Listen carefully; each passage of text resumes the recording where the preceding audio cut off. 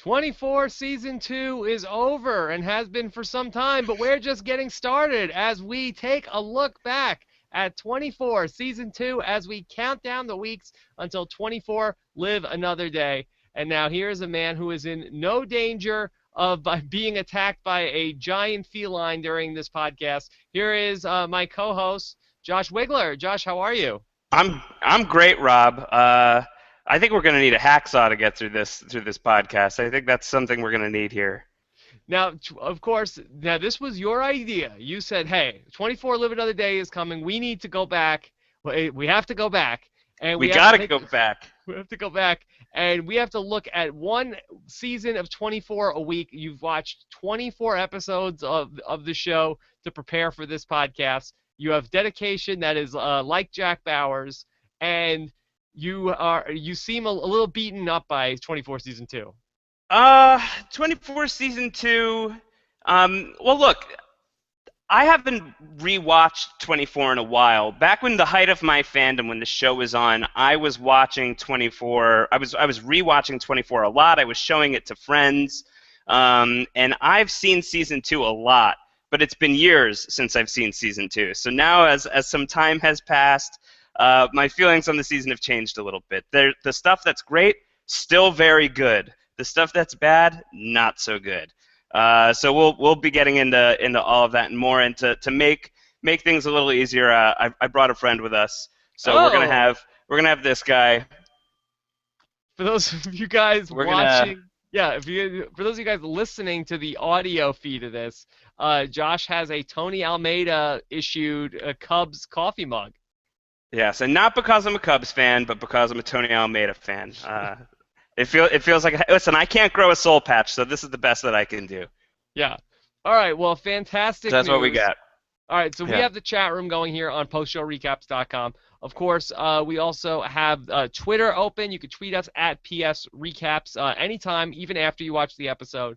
And then we also have on YouTube as well. You could post your comments on the video, and we can put them up on the screen as people have done even before the episode. And what I'll try to do is for episode number 3, for season number 3, I'll try to get that posted a couple days ahead of time. So if you can't join us live, you can ask your questions for season 3 as we get closer to 24 Live Another Day. And as we get closer, I will create an iTunes feed just for 24. So a lot to do here. In the meantime, you have to just subscribe to Post-Show Recaps, either on YouTube at postshowrecaps.com/YouTube or on iTunes, postshowrecaps.com/iTunes, or Stitcher, postshowrecaps.com/Stitcher.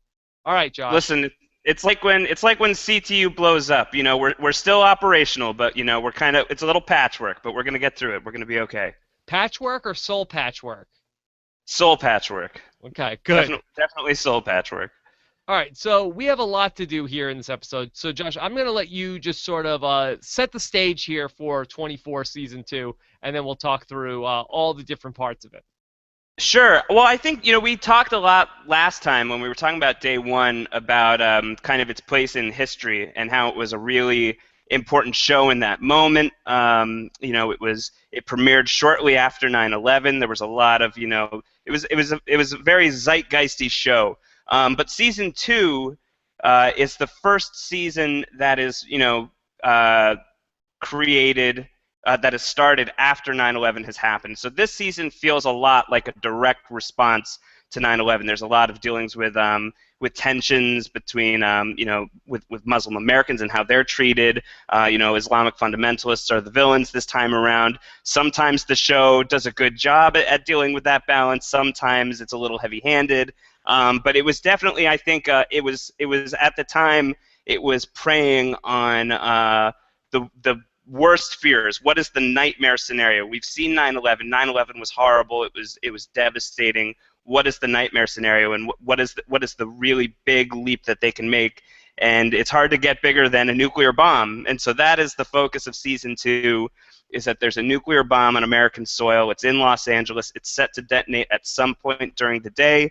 No one knows when. So there's the clock is racing. The real-time format really leans into that idea of there's a bomb that could be going off at any minute, and there's only one man who can stop it. Unfortunately, he's retired. So that's where the show picks up, is we got to get Jack back, and after the Terry Bauer death, he's not doing so well. And I feel like this is the first season which sets off what I feel like would become a trend on 24, where it's you think that the Muslim fundamentalists are the bad guys, and in reality, they're either a red herring or they're really being put up to what they're doing by some sort of, whether it's people in our own government or some sort of Eastern European sort of Right. not whatever it was, Kosovo type people that are hard to really pin down what ethnicity they really are. Right. There's usually some I don't know, some Eastern European bad guy pulling the strings. That's the case with today, with this season. That's the case in many seasons to come. But yeah, that's definitely the case. Not to say that some of this group's second wave led by Syed Ali, not good people, not great people. But they are being manipulated themselves by a higher power that's actually on American soil. So that's a big part of the day's plot as well.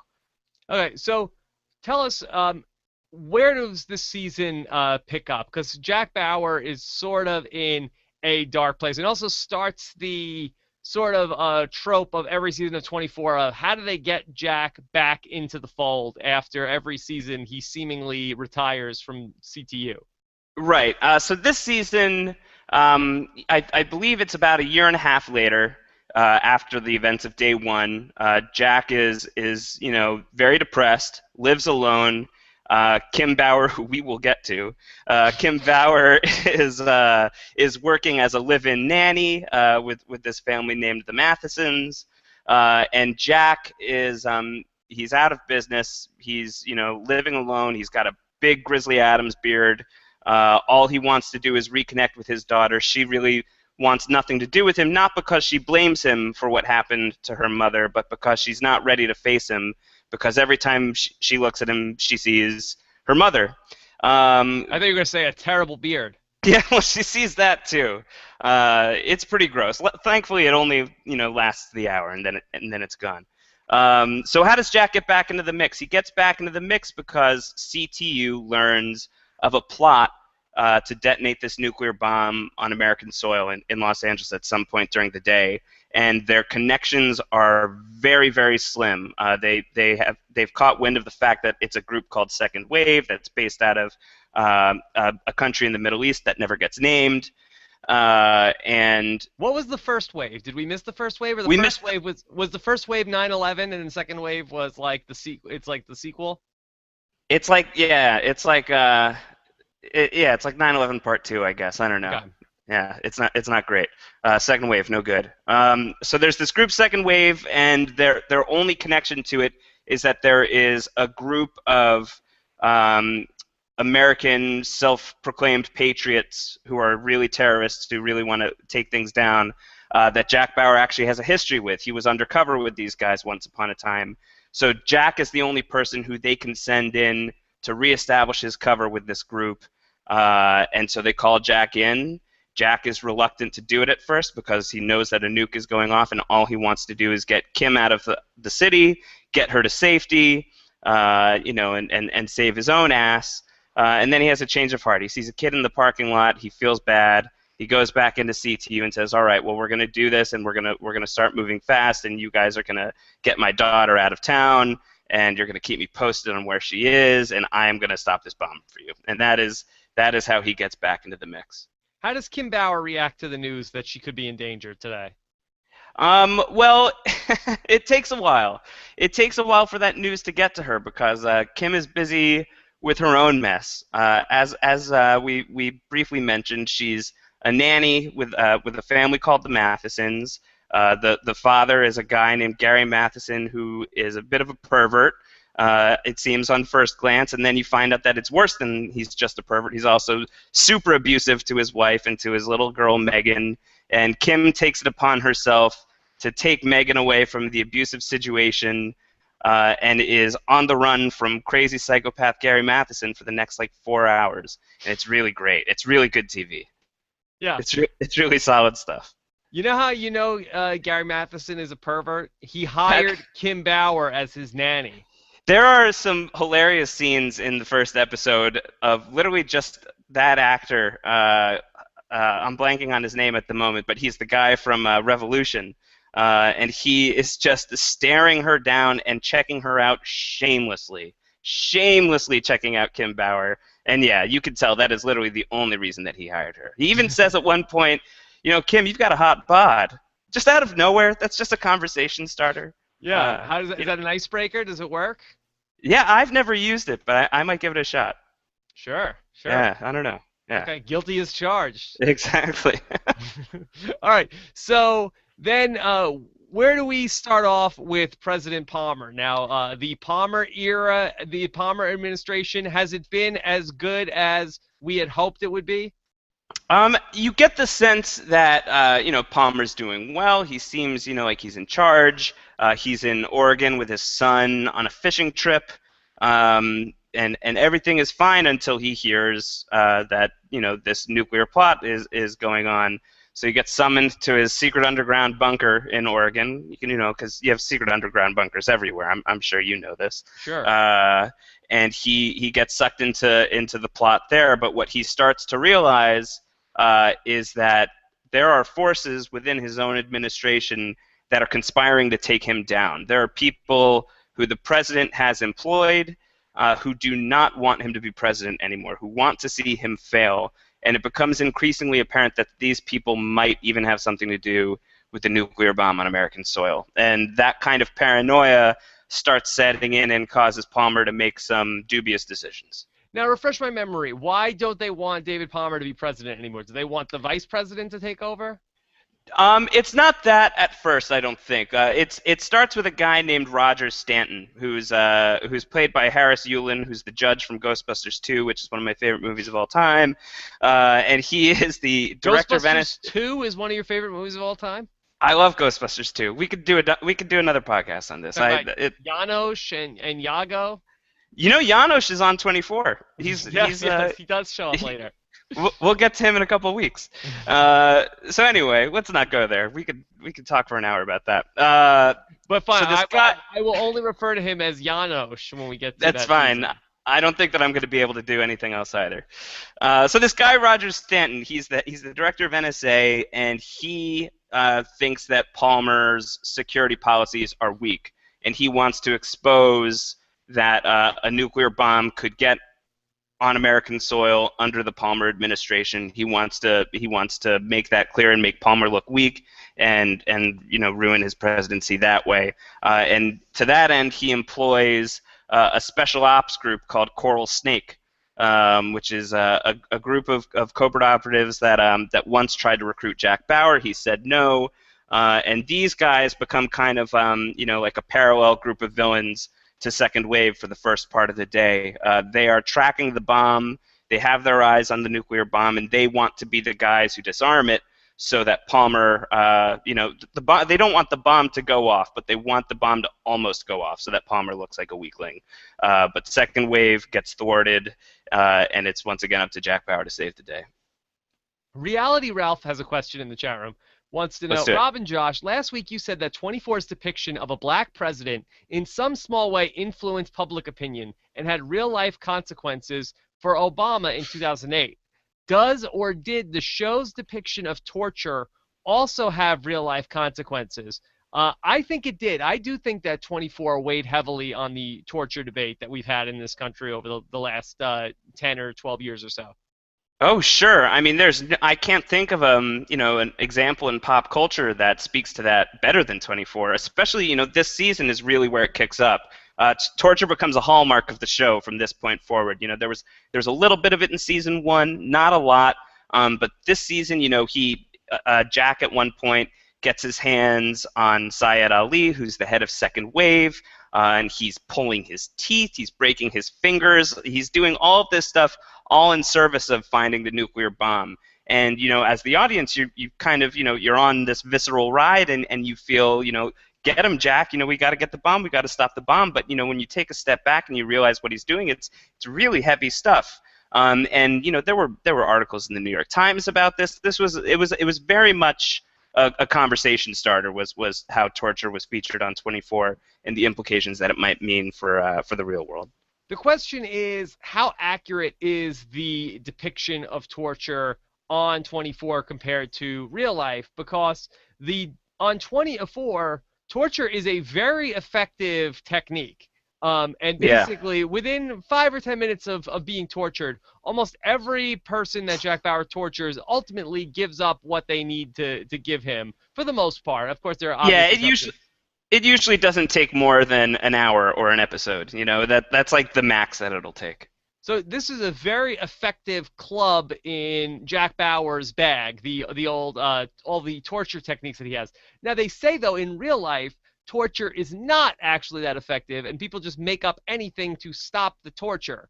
But I Right. feel like there are a lot of people who have seen a lot of 24 that feel like that the torture is very effective because Jack Bauer uses it very well. Right. Well, enjoy what Jack Bauer does. Don't do what Jack Bauer does, is Yeah. what I would say. And Jack Bauer, he can dish it out, but he can also take it because Jack Bauer also gets tortured a fair amount throughout the season of 24, and also in this day, right? This day, he gets tortured to death. He literally dies in season 2 of 24. He is dead for I think a total of 3 to 4 minutes. So yeah, he can withstand pain. He can withstand torture. He will die for his cause, and that is something we see him do on this season. So what happens? They die, and how does he come back in season So 2? so later in the day, after he's stopped the nuke, the nuke goes off, but in a very remote location. People are spared. Their lives are spared. There's no real casualties except for our boy George Mason, who I know we have to get to. Yes. And the turn of the plot becomes it's about this thing called the Cyprus audio, the Cyprus recording, which says that there were 3 high power figures from 3 Middle Eastern countries that conspired to get the nuclear bomb on American soil. Jack learns that this recording is fake, but it can't, everyone who's authenticating it says that it's authentic, but he, gets compelling evidence that it's not real and that we're about to start a war over nothing, and that the real people responsible are these oil industrialists who want to jack up the price of oil in the Caspian Sea. And so Jack is on the trail of this, and the oil industrialists are on the trail of Jack, and they eventually catch up with Jack, and they capture him. They tie him up in the basement of a clinic, and they torture him for about an hour and a half. And this one guy is just going to town on Jack. He's just torturing him like crazy, and he gets him so bad that Jack's heart stops. And they need to resuscitate him with I think the drug's called epinephrine, chest compressions, and they get his heart to start again. But Jack is legitimately dead for 3 minutes. It's a thing. That's a thing that happens on 24. One of the first of many times that Jack Bauer is dead, right? Well, yeah. It happens more than once. Jack Bauer's like a cat. He's like a cat. He's like a cougar. Whoa. Okay, we'll get to that. How about talk to me about let's talk about the what is the name? The Warners. Tell me about what's going on with the Warners on day 2 of 24. Yeah, the Warners are terrible. So the Warners are it's a subplot that's built around this woman named Kate Warner, who the show is kind of building up to be the new Terry Bauer. People don't fall in love in a single day necessarily, but in this case, the show is trying to angle Jack towards this woman, Kate Warner, to show that there is life after Terry Bauer. There are other fish out in the sea, so to speak. And Kate Warner, her sister Marie, is getting married that day. She's getting married to a man of Middle Eastern descent named Reza. And it comes about that Reza might be connected to the terrorist Syed Ali. And over the course of the next several hours, there's some back and forth about who's actually connected to Syed Ali. At first, it looks like it's Reza. Then it looks like it's Kate's father. And then you find out that it's Kate's sister, the one who's getting married, Marie. She's been a terrorist this whole time. She's been working with Syed Ali, and she becomes sort of the face of the bad guys in terms of detonating the nuclear bomb. and Jack has to find her and stop her, and he meets up with Kate Warner, and Jack and Kate kind of team together to stop Marie and stop the bomb. Yeah, this is also another common thing for 24 where it's like a new season starts and you spend like a lot of time with people that you have no idea how they're involved with the plot in any way. And then Yeah, it takes like, at least like they used to do like 4 episodes like in the first 2 nights. And then usually by like the end of the fourth hour, you start to see exactly where it's going. But there was yeah. like one season with Kumar where he was part of this That's storyline. right. Yeah. I forgot about that. Yeah. There's always like a bunch of randoms that they introduce in the beginning of any new season of 24. Yeah, and with this plot, it takes about 7 or 8 hours for Jack and Kate to connect. So, I mean, at that point, Tony Almeida and CTU have kind of gotten in the mix, but Jack has not been there yet. So it takes a while before this story becomes important to Jack. And, it's not the day isn't just Jack's story. Jack's story is the best part of the day. There are a few other stories in the day that work, but the show works best when it's connected to Jack, and it takes a long time for the Warners to connect to Jack, and it can be pretty tough to get through. All right, so following the course of the day, so we get the introduction of the nuclear bomb, Yeah, but then we have a bombing of CTU, that there's a government building that's going to be bombed, and it's CTU, and right. so there's a bomb that goes off at CTU. How does that tie into everything? So that happens really early, actually. That I think CTU blows up by the end of episode 3, believe it or not. So the group that Jack is tasked to infiltrate, the people that he had worked with before, their role in the day is that they've been contracted to blow up a government building that turns out to be CTU, and Jack does whatever he can to try and like get the message up the flagpole that CTU is about to blow up. There's some government posturing that prevents the message from getting to Tony and everybody quite in time. So CTU gets partially destroyed, not completely. It's still functional, but it's kind of it's running on reserve power. And throughout the rest of the day, CTU is just kind of like hanging on by a thread. And yeah, it's a big part of the story early on. It's a big bonding experience for my man Tony and Michelle Dessler, who was my Khaleesi before Daenerys Targaryen came on the scene. So it yields some really good stories, but it's literally an explosive part of the day. Why did they want to target CTU? Because CTU is running point on the nuke, and so they want to cripple the government's efforts in finding the nuke and stopping the bomb. Now, was that an effective move? Do you feel like did that just get everybody's attention up, or do you think that you agree with the thinking you got to try to bomb CTU if you want to get the nuke off? No, I think you probably just blow up the nuke. Yeah, seems like too many moving parts here with this plan. But it doesn't hold a lot like a lot of things in this season. It doesn't hold a lot of weight when you really look at it. But what it does do, and I think this is really important, is it brings Nina Myers back into the story. Nina Myers, who killed Terry Bauer, the last time we saw her, she was in handcuffs being carted off to jail, and you find out that the person who sold the schematics for CTU to these terrorists is Nina Myers. Before she was arrested, before she was discovered by Jack, she was the one who sold the schematics to these terrorists. So now they have to go interrogate Nina and find out what does she know about the bomb plot. So while she was working at CTU, Yeah. she sold the blueprints of CTU to terrorists. Does that seem like a smart move? That was Nina's game. It certainly was working for her for a while. She's at CTU. I think she says, I'm in the middle of season 3 right now, and there's a part where she says that she was working at CTU for 7 years. It's a long time, and presumably she was corrupt for most or all of that time. So you got to wonder what else she sold in those days. But yeah, I think the real implication there is that the plot of season 2, the plot to detonate the nuclear bomb, was long in the making. If she sold those schematics before she was arrested, and season 2 takes place about a year and a half after season 1, then Nina was hard at work on the nuke plan for quite a while.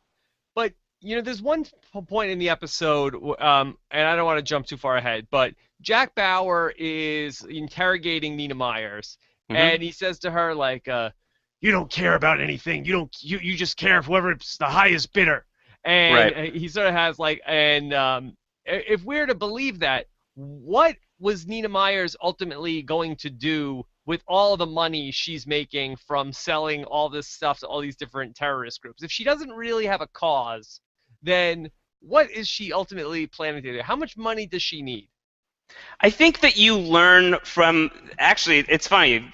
We'll really get to this in season three because she has a conversation with Tony about this exact thing that's really kind of revealing. But you kind of get from her personality now that you see Nina for who she really is. We were not privy to the real Nina Myers for most of season one, except for an hour. And the Nina that we meet in season two is a cockroach. She is. If she has it her way, she will be the last person on Earth still alive. Her greatest fear is death. She does not want to die. She's out for herself. She's out purely for her own interests. Maybe she was going to leave CTU with all of that money eventually, before she got caught. Who knows? But she has no loyalty to anybody except for herself. She cares about nothing except for herself. And she is, she's the most dangerous kind of person. She's a sociopath without any kind of cause. So it's scary stuff. Reality Ralph wants to know if it all takes is money to make her switch sides, why not pay her more money than the terrorists? You don't want to trust that kind of person. You know, I don't think that I don't think that you would want to do that. I don't think you want to get back in bed with Nina once you know who she really is. Wait, hey now. Well, maybe, I don't Then know. Chris Berger wants to know, Josh is glossing over the death of Paula at CTU. Are you glossing over Paula's death, Josh?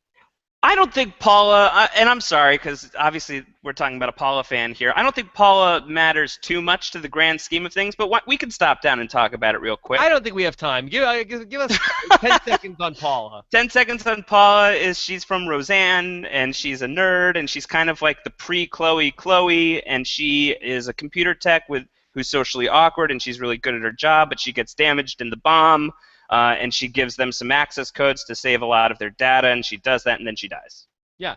And she just disappears from shows, okay? She was on Big Bang Theory for a season. They never explained where she went, right? I don't know. She went the way of Paula. She blew up. She blew up. Okay. Let's see. So, all right. How about do you want to talk more about the Tony and Michelle love story starting to develop? No, I mean the only thing I think to say is it's a cool story because Tony is the other character other than Jack who's really dealing with the ramifications of Nina and the Nina reveal. He had been dating her at the time that she was outed as a traitor. Obviously, Kim is dealing with that stuff too. But Tony and Jack kind of had like romantic ties to Nina, and Tony is an interesting, especially as the seasons progress. He's a really interesting. It's interesting to follow his arc and look at it as measured up against Jack's and where the two guys are running parallel roads and where they're running differently from each other.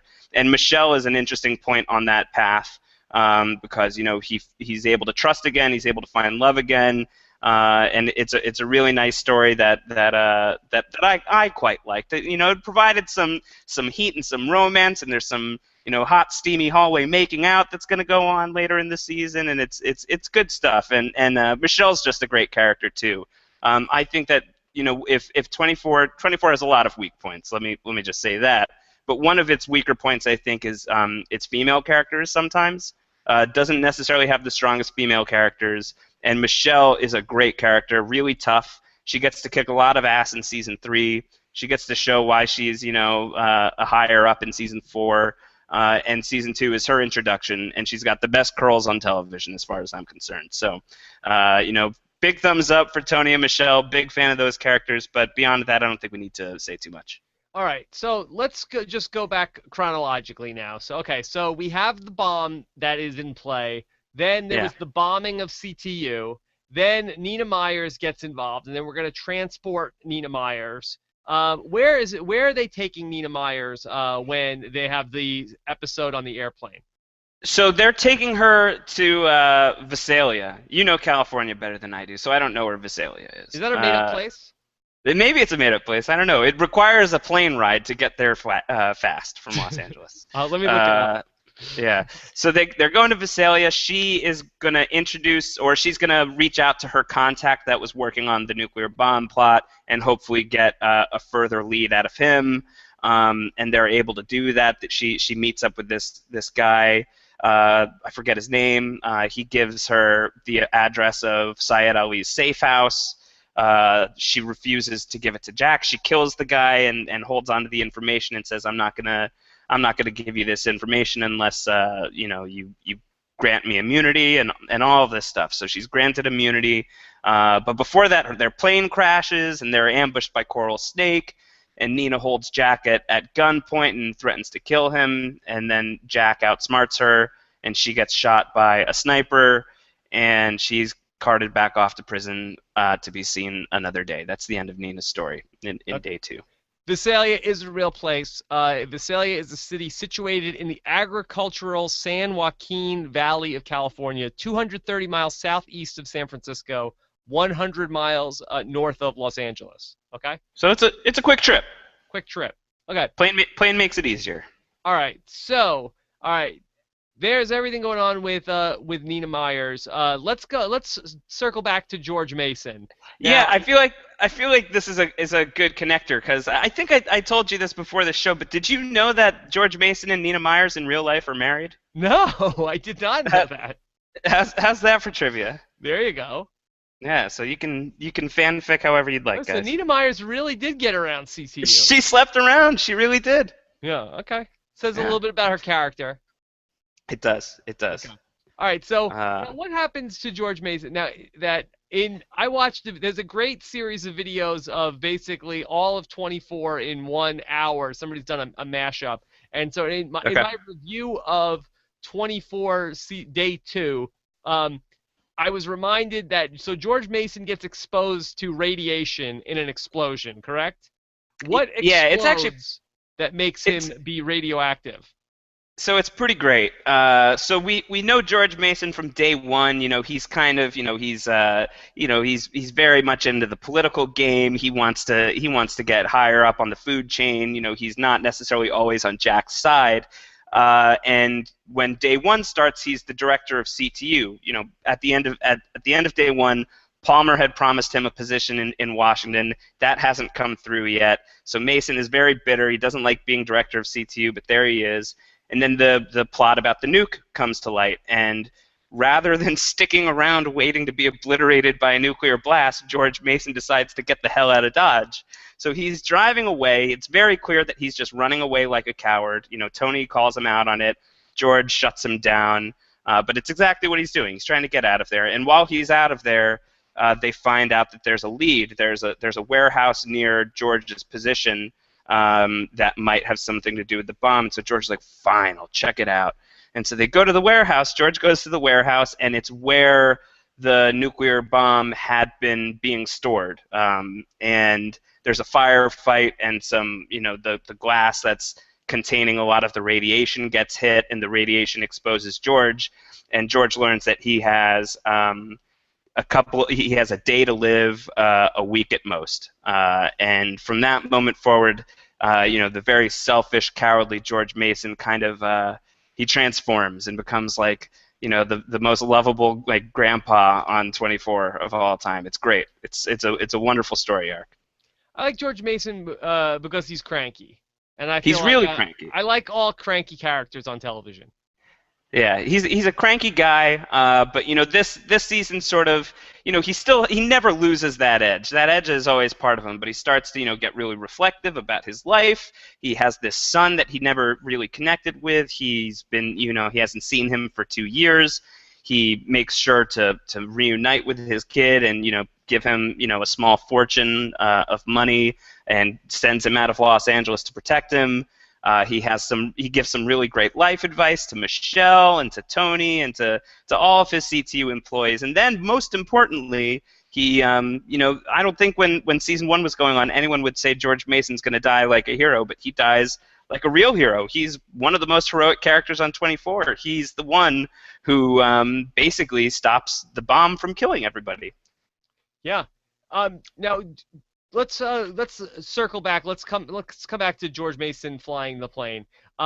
So let's touch in on Kim Bauer before we get to how they find the bomb at the airport. Okay, tell Yeah, me. So okay. just take me through. You mentioned that Kim was babysitting earlier in the day, and then Correct. creepy dad of the kid was running after her, trying to get his kid back.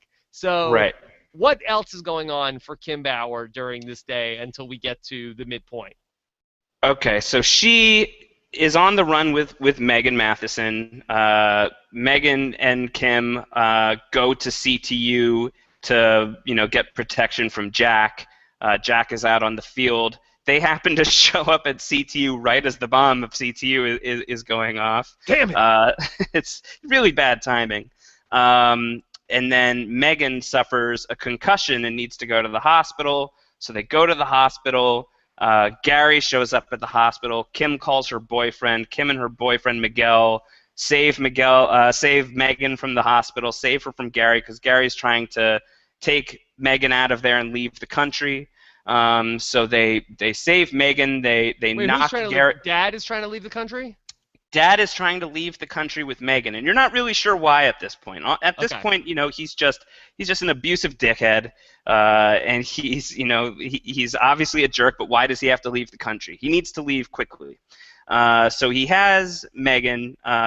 Kim and Miguel knock him out, take back Megan, steal his car, steal Gary's car, and they're trying to drive out of the blast radius because at this point now Kim knows that a nuclear bomb is going to go off. Mm-hmm. So they're trying to leave Los Angeles and flee the blast radius, and they get pulled over by a cop. And the cops notices a taillight's broken or whatever, and then as he's about to just give them a ticket and walk away, he notices the trunk of the car is dripping blood. He opens the trunk of the car, and there is Gary's wife's dead body. So Gary has killed his wife, stuffed it in the trunk of his car, was gonna flee to Mexico or wherever, and now Kim and Miguel are getting saddled with the blame. The cops take Megan and bring her to her aunt's house, which is outside of the blast radius, and you never see Megan again. Kim and Miguel, meanwhile, are getting driven back to Los Angeles, and rather than selecting to get blown up by a nuclear bomb, they decide to crash the cop car. So they sabotage the cop car, they set it on fire. Don't ask me how. The car crashes. Now, does Kim try to tell the cops that no, the guy She tries. Yeah, and they're just like, tell it to the judge. Basically, the guy half believes her. The one cop sort of believes her, but not fully, and he's just kind of a jerk and decides, well, let's just do this anyway. I'm just gonna take you back to Los Angeles. And so they crash the car. Miguel is pinned. Kim has to leave him. Kim has to leave the cop. She has to flee the scene, and so of course she runs into the mountains because that's the right thing to do. You should run into the mountains. That's probably the safe place to go. And it is there, Rob. It is there in the mountains that Kim meets maybe the best character that 24 has ever introduced, the Cougar. Well, I tried to go and find Kim and the Cougar on YouTube because I really wanted to rewatch this scene. I couldn't find it on YouTube, but I did find on Vulture.com, they had an article that was an oral history of Kim Bauer versus the Cougar, and they talked to, is it Alicia Cuthbert? Alicia Cuthbert, yeah. Alicia Cuthbert. They talked to her, they talked to a bunch of the writers, they talked to the stunt person, and so, because this really became an inflection point for the show. The amnesia was one thing in season 1, but this came a point where people said, really? After all the things that we've done, now a Cougar is going to be in front of Kim Bauer, and it became a point where people for years talked about that some of the ludicrous things that were on 24, but at the time they were making it, they didn't think that was that crazy. No, I want to highlight something that that Steven Drabick in the comments from last week said. It's about the Cougar, so I'm going to read what he says.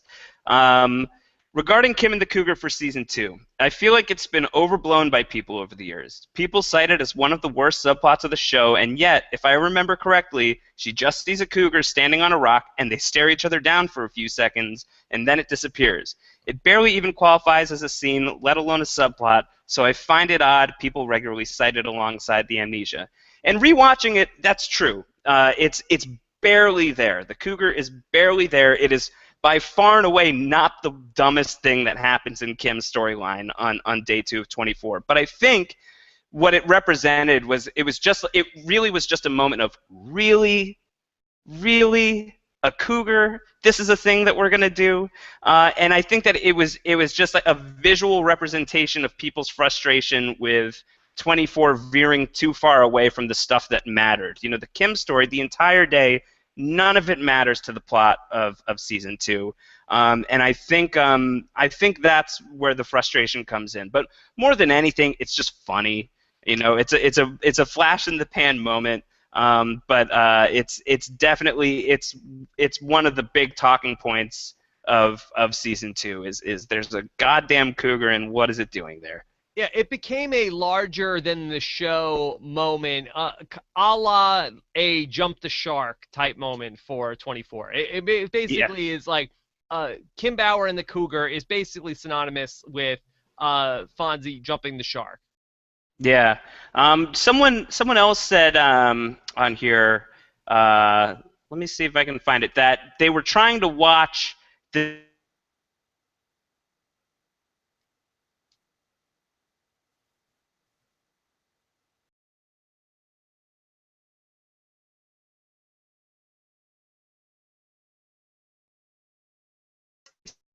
cougar.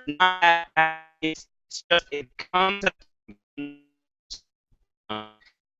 frustrating. It's unnecessary. You throw your hand in the air and you want to like stop watching. And to that guy and to anyone else who's really frustrated,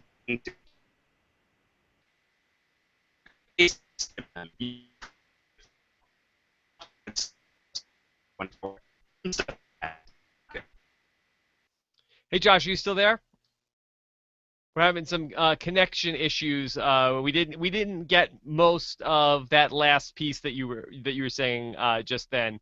Can okay. you? Yeah, I can hear you now. Okay. All right. So could you just say that one more time for us? Yeah, no, just that the cougar is very frustrating, and it's a point that kind of turned a lot of people off of the show, caused a lot of people to stop watching, and to those people, I would say, skip the Kim stuff, skip the Kim scenes. You don't need to watch the Kim stuff of season 2. You will get the gist of season 2 if you fast forward through all of the Kim stuff. Okay. So would you recommend that to people if they're watching on Netflix? Just fast forward every time you see Kim Bauer on the screen. If you're well, no, because then they would miss Johnny Drama, and I think you should stick around for Johnny Drama. Okay, well, we'll get to Johnny Drama in a second. But basically, in the vulture.com article, and I'll link to it in the show notes for this, basically Yeah. what they said was the writers and whoever the producers were. So basically, the story of this was so Alicia Cuthbert allegedly was sick that day. Okay, so she wasn't feeling like herself, and so they brought out the cougar, and the cougar is supposedly like very well trained, Oh and the wow. cougar handler like lets the cougar play with like their 9-year-old kids or whatever. So they bring out like Kim and the stunt person to meet the cougar, and Alicia Cuthbert says, I guess maybe because I wasn't feeling well and the cougar thought I was weak, the cougar actually bit Kim Bauer. Actually bit Alicia Cuthbert Wow. on the hand. So she had Wow. like a bite from the cougar on her hand, which it wasn't like serious, but it was bleeding a lot.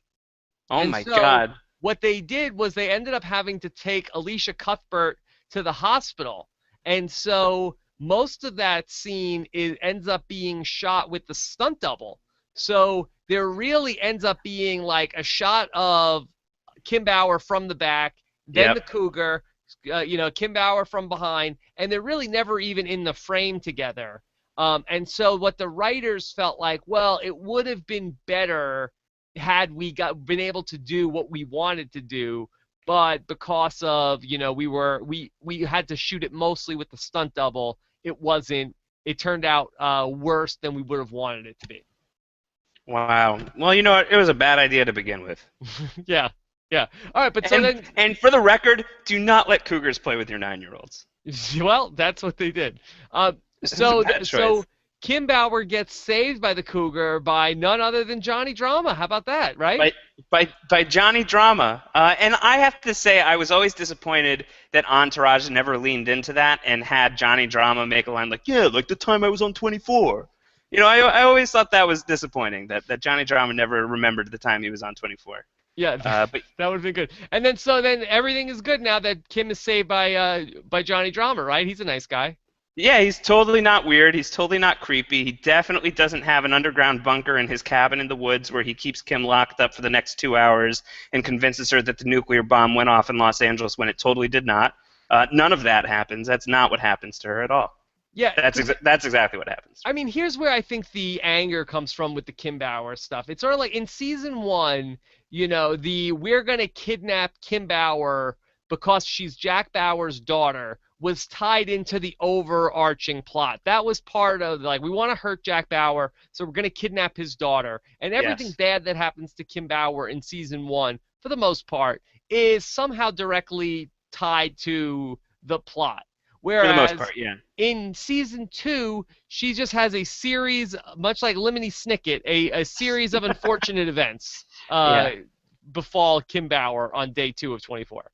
Yeah, it's completely unrelated to the plot of what really matters. It's 100% unrelated to that. And yeah, exactly. I couldn't have put it better. So And season three overcorrects, which over, yeah, we'll get to next week. But we'll get season to that. three overcorrects that problem. All right, so how do we find the nuclear bomb? How do we end up at the airport finding the bomb? He tortured. They find Syed Ali. Syed Ali was torturing or was having Kate Warner tortured. Before he leaves torturing her, he mentions to the other torturer, "I'm going to go to a mosque." Kate Warner gets saved. Jack and Kate figure out which mosque this guy is at. They go and they find Syed Ali, and Jack very famously, this is the first real famous example of like heavy, heavy torture on 24. He breaks his fingers, he pulls his teeth, and he makes it look like he's killed his son, that he's killed Syed Ali's son, which he It of was a course fake is. out. It was a It's a fake out. it's a fake out. It's a fake out, but it's effective because he threatens to kill the rest of his family, and Syed Ali gives up the location of the bomb. It's at an airfield. Jack gets there. Jack and Kate find Marie Warner. She's going to, she knows the location of the bomb at the airfield. They basically get it out of her. And when they get to the airfield, they find the bomb has about an hour to go before it detonates. And there's no way of disarming it. It's going to blow. It's rigged to blow, and basically the only option is for somebody to go on a suicide mission and fly the nuclear bomb into the middle of the Mojave Desert, far away from people. All right, so Jack Bauer, there's nobody else that could do it. So Jack Bauer's he doesn't want to be alive anyway. So No. that's the man for the job. And that's the thing about Jack this season. It's a season of redemption for him, but he feels like if he's tired of living, he's super depressed. He is not over what happened to Terry. He is not over how that ruined his life and his family, and he just wants out. He figures that this is like a gift. He has a real solid reason to not live anymore. He can't ask anybody else to sacrifice themselves for this cause. He's going to do it himself. And he's going to go out like a hero with true purpose. And it's great for Jack. But it turns out that there might be somebody else who's the man for the job. How believable was it for you that Jack Bauer would be flying an airplane and not realize that George Mason had stowed aboard the airplane? No less believable that Ripley doesn't realize the Queen Alien is on the ship at the end of Aliens, which is also unbelievable. So pretty unbelievable. Yeah, I mean, It's Jack Bauer of all people. He doesn't yeah, realize he has a stowaway here.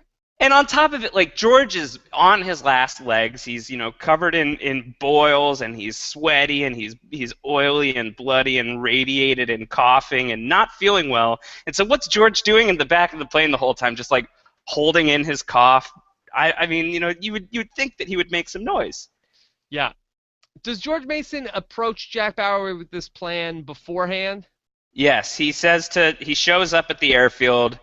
He's already resigned as CTU director. He's given the keys over to Tony, and he says to Jack, "Let me fly the plane. I'm dying anyway. I have more recent flight experience than you do. Let me do this." And Jack says, "No. What happens if you frickin' pass out in the middle of flying this plane? That would be disastrous for everybody. So I appreciate the sentiment, but we can't trust you with this job." Okay, so but he sneaks on anyway. He has a parachute. Jack Bauer takes him up on the offer. Do you think that Jack Bauer secretly knew he was there, and Jack Bauer was like, "All right, let me just be a martyr here," and then, okay, fine, I'll take the parachute.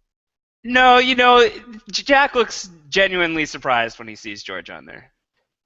Yeah. Okay. It's not Jack's finest hour. He should have known. I'm sure George smelled. He could have smelled something. Like I don't know. He should have known that George was on there. Yeah. Let me take one more thing about Kim and the Cougar. This is from Jeremy Okay. James, who is citing the Vulture.com article. Yes. And one of the writers, ironically, is named Cochran, but it's a different Cochran. Okay. Okay. As Not Cochran, not the Cochran of the Millers fame yeah, the other Cochran. and Survivor Token Jeans. Yeah. As Survivor said or I'm sorry, as Cochran said in the article, there may be something about teenage girls getting into trouble that irritates people. This season, Homeland had that issue with Dana. People just find it irritating that teenage girls should be in danger. So, what is it? Just that it's a teenage girl thing, that it's just that like, what is the reason for like on a show like Homeland? I'm not sure if you watched that one, but it was a similar to Kim Bauer, where Yeah. to me, and just to give my answer, to me, it's just that when it's not part of the reason why I signed up to watch the show, I don't know why I'm getting the Kim Bauer storyline when I want to watch a show about Jack Bauer fighting the terrorists. Totally, and I've stopped watching Homeland, but I watched the first two seasons religiously, and I thought season two was going terrifically. Homeland, ironically enough, run by the same people who ran 24, and I really liked season two of Homeland, and then they got into like Dana Brody, hit and run with the vice president's kid, and it was not what I had signed on for. And it's the same thing with Kim in season two. None of this mattered. None of it mattered to the story. Put a teenager in trouble as long as it matters to the story. And in those cases, it kind of, to me, just feels like, well, these actors have contracts that are more expensive to break than to keep on and give an implausible plot to. And I hate that. I think it does a disservice to the story. So that's my feeling on that. All right, so we are approaching an hour here in this 24 recap. I feel like Oh gosh. we've only gotten to the first part of the story where the nuclear bomb goes off. So Josh, what happens after the nuclear bomb goes off? I think I can yada yada this a little bit. The nuclear bomb goes off. The Cypress audio, is this thing that seems to implicate the people who were responsible for the bomb. It's falsely implicating these people. There's oil industrialists who are really the ones who've kind of been manipulating the events of the day. And Jack has to prove that they are the ones who are responsible, and no one wants to believe him except for David Palmer. And David Palmer is really adamant that Jack is going to find proof that these countries that we are about to go to war with were not responsible at all. We are making a catastrophic mistake, and that is when people decide to align against Palmer, and they invoke the 25th Amendment and remove him from office for the rest of the day. So Palmer gets dethroned. Do you remember that? That was ridiculous. Yeah, and so, but what is the urgency? Why did we have to go to war that day? It was a surprise attack type of situation where they had like a window of time where if they drop these bombs in this country at by this certain amount of time, then they're going to minimize their own, U.S. soldier casualties. These countries will not have enough time to mobilize their efforts and, rally up for some sort of counterattack. So we take them by surprise. They're not going to hurt us as bad. But if we wait, let's say the window is like 6 hours. If we wait for hour number 7, then we are, upping the possible casualty rate significantly. That seems to be the argument. Now, how does Sherry Palmer figure into the coup d'etat? So Sherry Palmer comes into the day earlier with information that there's a conspiracy to get Palmer out of office. And then even later you find out that Sherry Palmer is actually in league with the people who brought the bomb to Los Angeles. And she is in bed, not literally, but she's in bed with this character named Peter Kingsley, who is Jigsaw from Saw. And he's the big bad of the day. He's the oil industrialist who wants to spike up oil costs in the Caspian Sea and profit like Scrooge McDuck. And Sherry is involved with that guy, and she wants to cover her own ass because there's this other character, a computer hacker named Alex Hewitt, who is the one who engineers the Cypress audio. It's super fake. He fakes it. Sherry has phone call records that this guy has been taping that implicate her as part of the bomb plot, so she wants to get those records destroyed. And Jack Bauer and Sherry Palmer descend upon this guy, Alex, at the same exact time. So for the final few hours of the day, Jack and Sherry are kind of a buddy cop duo. And she becomes, because this guy Alex dies under, again, very unfortunate circumstances that we don't really need to rehash. And Sherry becomes the only person that can lure Peter Kingsley out into the opening and prove that he was the guy who was behind the bomb plot. And so Jack kind of forces Sherry into being a good guy for once in her life, and they successfully prove that Peter Kingsley is the bad guy, and the war is stopped, and the bad guys are killed, and everybody is happy, and Palmer is reinstated as president. And then, 10 minutes later, President Palmer there's an assassination attempt. That's how the season ends. Yeah, well, you really wrapped it up. Yeah, I'm yada-yadaing our way through it. So this guy Alex, hold on. So that he faked the Cypress audio. So theoretically, that if this guy Alex was still alive, that I wouldn't even have to do podcasts. He could just make up fake podcasts for me. Yeah, well, what you could do is he comes up with this program that can it needs some voice patterns from you. So he could listen to any one of your many podcasts, Rob, and then he or you or anybody could type up a script and run it through the program, and the program would recreate your voice saying the things in the script. So yeah, it probably wouldn't be as good of a podcast, but it would be a podcast. So he could just I have all these podcasts out there. So you're telling me this guy Alex could just type in his computer "I love bronies," and then all of a sudden that would be out there. That could be a podcast. Yeah, absolutely. Oh, no. You could be Rob has a brony. I'm glad this guy is out of the picture. No, he's gone. He's dead. Chris Berger is requesting you discuss Mike Novick and Lynn. Totally. So Mike Novick and Lynn are, two of Palmer's chief advisors. Lynn is a new character this season. She's, well known from other stuff. She's that actress Michelle Forbes. She was on Battlestar Galactica. She was on The Killing. Star Trek Next Generation. Indeed. So she's a good. She's a good character, and she doesn't always agree with Palmer's policies, but she always has his best interests at heart. Mike Novick is from the first season. He was his Palmer's longtime friend and chief of staff, and continues that role in season 2.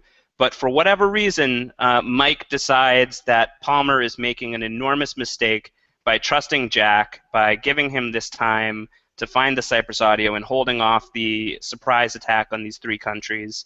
And because Palmer won't listen to reason, that's the reason that Mike gives, Mike aids the vice president in this coup d'etat to dethrone Palmer.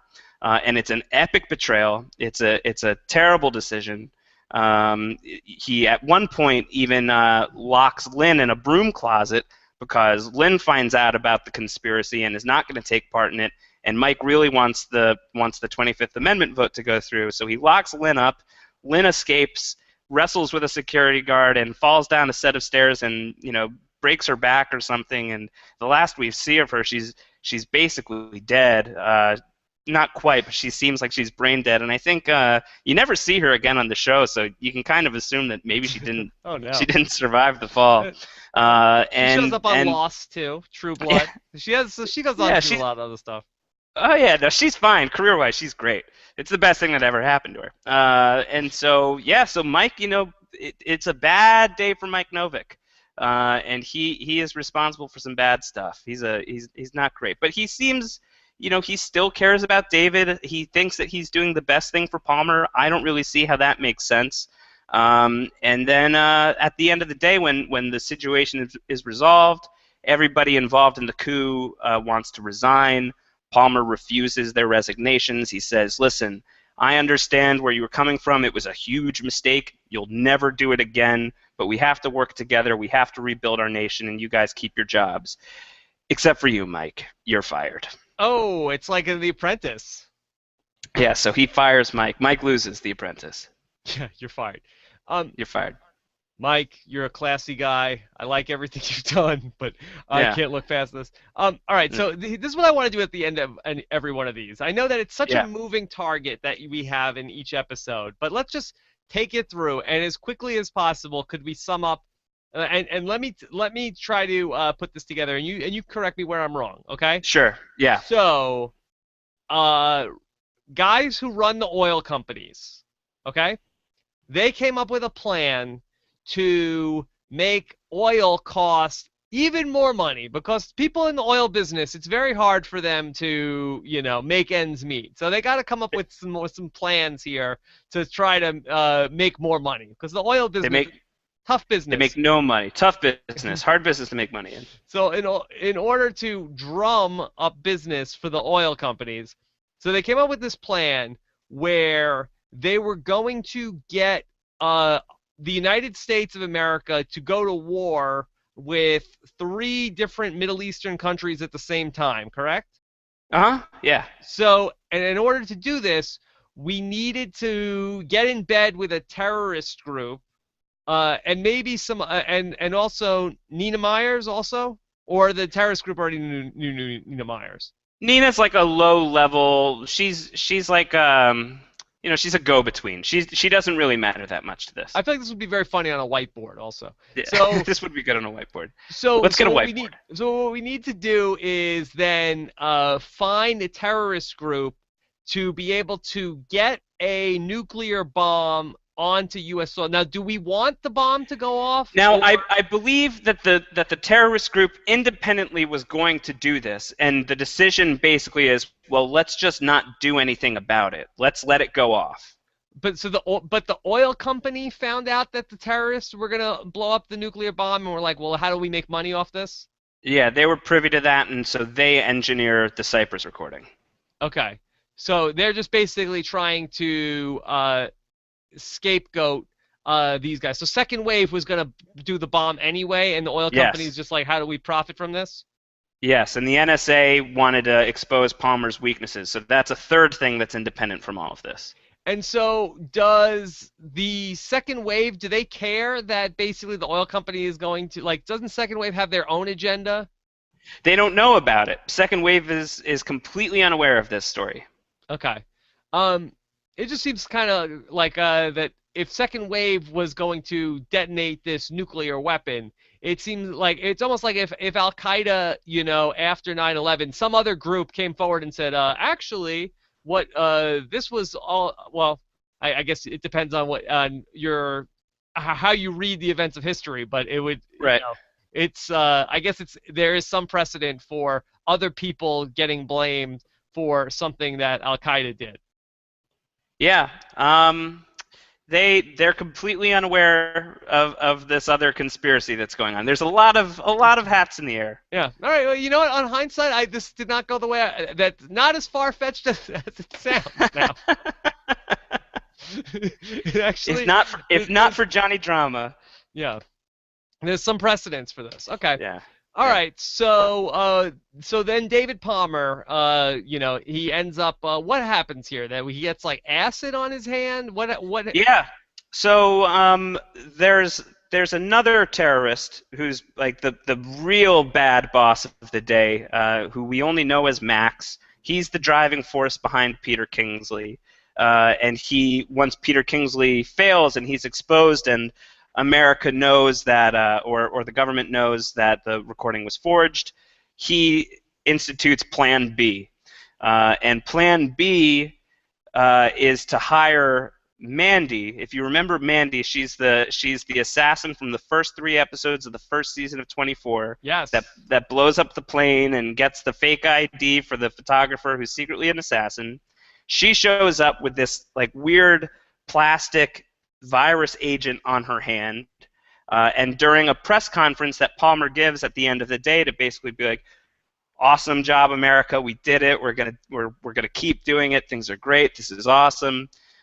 She, works her way up to Palmer, who's glad handing the crowd, and she shakes his hand with this viral agent on her hand, and she peels it off, and you see it, and it's very creepy looking, and she disposes of it, and she's fine. And then, a minute later, Palmer's about to get into his limousine, and he looks at his hand, and you see that it's like bubbling up, it's like scarring, and he passes out, and he falls to the ground, and you get this scary bird's eye view shot of everybody is surrounding Palmer as he's barely breathing on the ground, and that's the end of the day. Season 2 ends on a real nail biter. And does season 3 pick up and it's the next day, or season 3 No, picks up and it's a long time later, right? Season 3 picks up with that shot. Actually, it's the first time that the story begins with a scene that doesn't take place on the day of the season, and it shows that shot again, and then it goes to a title card 3 years later. So 3 years pass between season 2 and season 3. Okay. We'll get into that next week. What I will say really quickly is that so there's a lot of loose ends from that don't ever really get resolved on the show. But there's a 24 video game that was released a few years ago that is set between seasons 2 and 3, and all of your annoying, lingering questions, like anything that annoyed you about the end of season 2, that is the focus of the video game. So if you're really, really stressing about the end of season 2, and if you get annoyed that they don't really address a lot of that stuff in future seasons, seek out the video game. It's not very good, but it's kind of fun to play as Jack Bauer. All right. So, what system is that video game for? I PlayStation think 2? it's. I played it on PlayStation 2. I don't know if it's out for anything else. Yeah. All right. So, Josh, let's go into the lightning round here a little Let's bit. do it. All right. Jack Bauer's most badass move of the day. I give it a tie between the very first badass thing he does of the day, which is he calls in a witness that is going to testify against the head of the group that Jack needs to infiltrate, and he's going to put this head of this group in jail for many years. So in order to reestablish his cover with these guys, because they think that he's a rat or of some kind, either way they want to have him killed. So Jack really needs to figure out a creative way to get back in their good graces. Jack decides to kill the witness, who's like a pedophile and all this terrible stuff, so it's okay. So he kills the witness, looks to George Mason and says, "I'm going to need a hacksaw," very famously, and he cuts the guy's head off and presents it to these terrorists as a make good, and is immediately welcomed back into their arms. So I think that's got to stand out as one of, not just one of the most badass things he does in the day, but one of the most badass things he does in the entire show. All right. So I would give that number 1. And number 2 is after Jack dies and comes back to life, a few hours later he starts having heart problems, as you do in these situations. But having a heart attack doesn't stop him from shooting a whole coliseum filled with terrorists, saving Sherry Palmer's life, running up a wall, and breaking a guy's neck, all while having a heart attack. I think that is in the finale, and I think that is also one of the coolest things that Jack Bauer ever does. Pretty badass. All right. Who gets the Wiggy? Who is the best character of the season? Or the I day? think I'm gonna start ruling out Jack for that role just because it's not fair, and I'm gonna start ruling out Kim for the worst, just because that is also not fair. And I would say the best is George Mason. Yeah. His story is great. Xander Berkeley, the actor who plays him, is a really really great actor and gets to do a whole range of stuff in his 14 hours or so on the season. It's a real leap from where he was in season one, and I think that story remains, even on the rewatch, really good and one of my favorite stories that 24 ever tells. All right. And besides Kim, who was the worst this season? Mike Novick. You don't cross David Palmer. Well, that's why he needs Wayne Palmer in the falls because you can. I know. Blood is thicker than water, as we learned from Survivor. We did learn that from Survivor, yeah, and Wayne is great. And frankly, Mike, we may, no spoilers, we may or may not see him again, and maybe we'll like him more in the future. But as far as season 2 goes, bad character, bad choices, not good. Okay. Then, how about the ending for this? Was this the best end of a day for Jack Bauer? Does he get his happiest ending here? Yeah, I would argue so. Even with David Palmer on the ground? Yeah, and I think that's a testament to how bad it gets for the rest of the series. But I would say so because he's reunited with his daughter. He's done some heroic stuff. He's found purpose again. He's redeemed himself. Health issues aside, and the fact that Palmer is not doing so well, Jack has done everything he could to turn the ship around. And then when you stack it up against season 3, 4, 5, 6, 7, 8, those endings are all very tragic in their own way. And I think that given everything, this is the happiest ending that Jack Bauer will ever get, that we will see on network television anyway. Yeah, because a lot of happy endings you can't show on TV. Yeah. Right. That's right. We don't want to talk about those. What about over the season rankings? Where does season 2 rank for you? I'm imagining pretty low. So, listen, season 2 was very high on my rankings before I rewatched it. So I'm holding off on doing the full rankings until I've seen them all. But I can tell you, season 1 is going to be close to impossible to dethrone as my first place, and season 2 right now is fairly far below season 1. I'll be interested to see where it falls in the final scheme of things. Okay. All right. Well, Josh, thank you for your service to post-show recaps and watching 24 episodes of 24 season 2. Great job. Have you watched season 3 already? I'm in the middle of season 3. I think I'm up to episode 17 or 18, so I'm getting close to the finish line. I'll be ready for next week for sure. You're staying ahead of the curve. I'm staying ahead of the curve. It's the only way. There's no way this happens unless I keep ahead of the curve. Yeah. All right. Well, Josh, fantastic job. We'd love to hear from you guys in the comments on postshowrecaps.com and in the YouTube channel. If you're watching the YouTube video at postshowrecaps.com/YouTube. But Josh, we have another big project ahead of us. Do we? Starting this Monday, the Game of Thrones live season 3 rewatch. That's exactly what's happening. Oh my goodness. We're gonna take down season 3 every single episode, one day a week, Mondays through Fridays, starting next week and then the week after, and that takes us to the season 4 premiere.